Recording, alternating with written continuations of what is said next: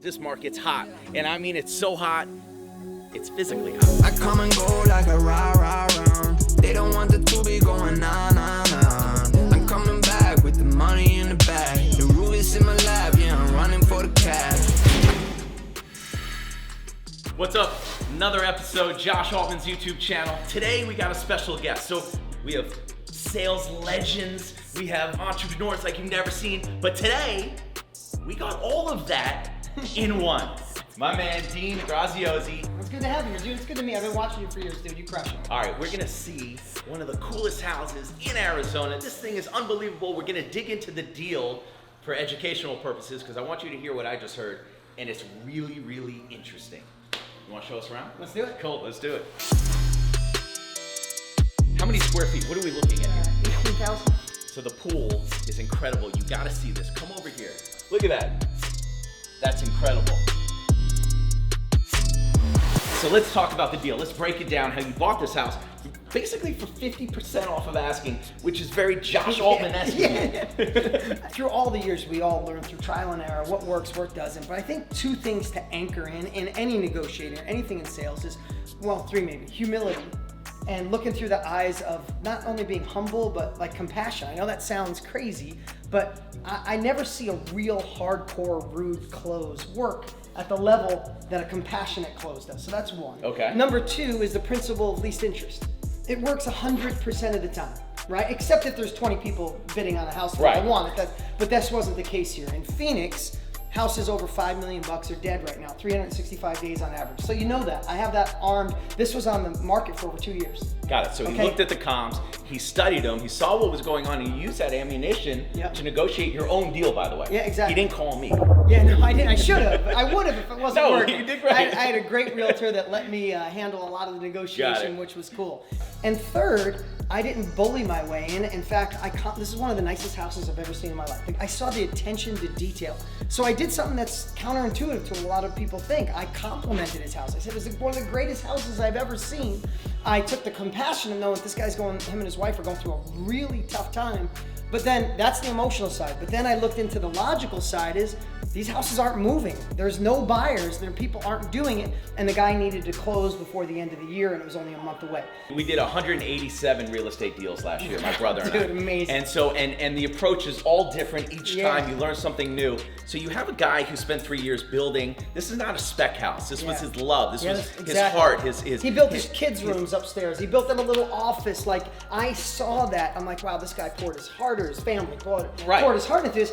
But I'm still gonna get a deal, right? And everyone in the world always thinks their house is worth more money than it is. Yeah, I've never met anybody in a listing meeting who said, "Oh, we want less." Yeah, it doesn't happen, right? So on top of the emotion, so his approach to that was very smart because he didn't come aggressive because that can turn an emotional person off very quickly. He came the friendship side and actually appreciation side of what he's done, but he also stuck to his number, which is unbelievable, especially the rest that you told me. It's like... Yeah, so what I did is going back and forth through email. It was all through email. Okay. And I was originally sending it to my agent. What I said in one of the emails, I said, listen, this is like verbatim. I said, I just want to first say, you built an unbelievable house. It's everything I could ever dream of, and I'm not going to pretend I don't love it. But that's the emotional side, and I know you put your heart into it. But the second part is the market has crashed for the high-end houses, at least in Phoenix. They're not moving. They're heading towards 400. This house was on the market for like 600 days. Wow. I said, if the market does what it did in 07, if I buy this, I'm riding down the next 8 years. Or you're gonna be having holding costs and you're gonna ride it down. One of us are gonna ride this down. So, and I said, that's logical. That has nothing to do with emotions. Yeah. And I said, the third thing that's really hard to compete against is I have a budget. My budget, I'll just give you the number, was $7 million.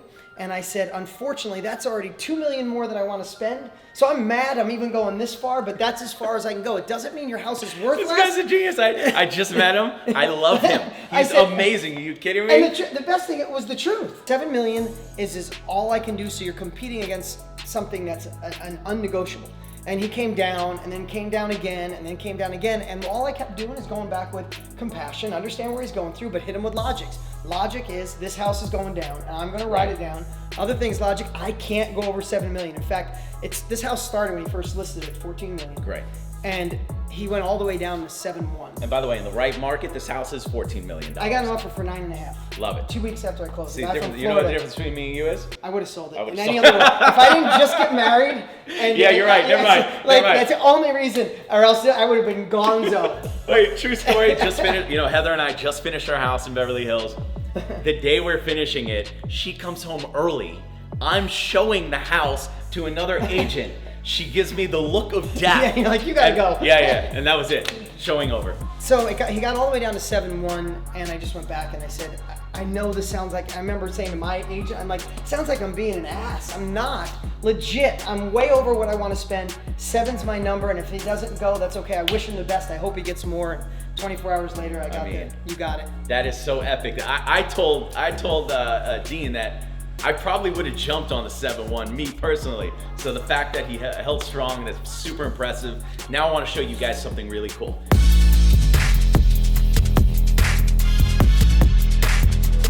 All right, here we are, the sports and entertainment area of Dean's house. Check this out. What's going on back here? So in the ground trampolines. We got pickleball and basketball. Both my kids play baseball. My daughter obviously plays softball, so we built a badass batting cage. That's a real deal batting cage, by the way. Actually, I hired a guy that builds them for professional athletes. I'm not surprised, because it looks like it. Yeah, I wanted to make the place where my kids want to hang, so that the Yeah. first time they try a beer, it's like in my backyard and I'm watching from my window. I'm the same way. You know I want what it all in my Yeah. area so I can control it. So I want to just fire off some quick questions real quick. Do it. Okay? Cryptocurrency. To me, it's a fad. I mean, it could last. I don't like to I'm do the same way. I was anything just I'm not curious. smart in. Anything Okay. I'm not smart in, I don't touch. What's your favorite car?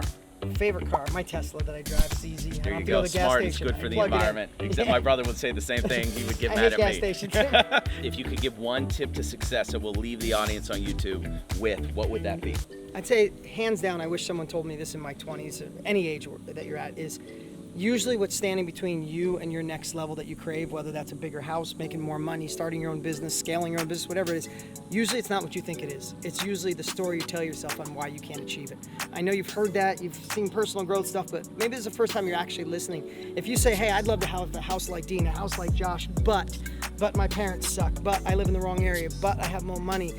We could tell our shit stories, and so could every successful person on the planet. I'm not belittling your issues that you're dealing with, your challenges, but usually what's standing between you and where you want to go is the story you tell yourself on why you can't get it.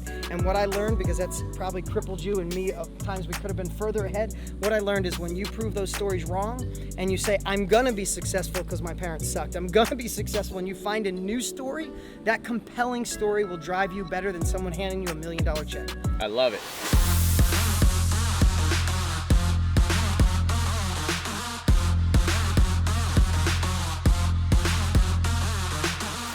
Real quick, we got a new book coming out that we're gonna promote for you. You guys go buy this, obviously, in 2 seconds. The new one won't be out for a couple months. Okay. The book that's out right now just passed 700,000 copies. It is on fire. You probably see it all over YouTube, all over Instagram. I do. All over Facebook. It's number one. It's number one in 3 categories on Amazon right now. It's Millionaire Success Habits.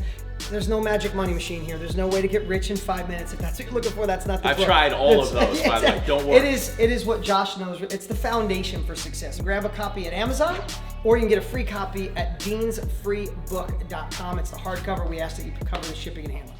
All right, well, that's it for today's episode. We are leaving Arizona because this market's hot. And I mean, it's so hot.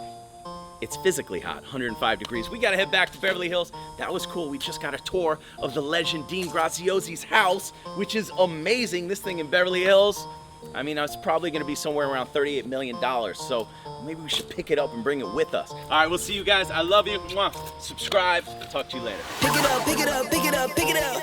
You see the drip, yeah, I'm fitted up. Hop in my car and the giddy up. Secure the bag, yeah, I get the bus. Pick it up, pick it up, pick it up. You see the drip, yeah, I'm fitted up. Hop in my car and the giddy up. Secure the bag, yeah, I get the bus. Pick it up, pick it up, pick it up, pick it up.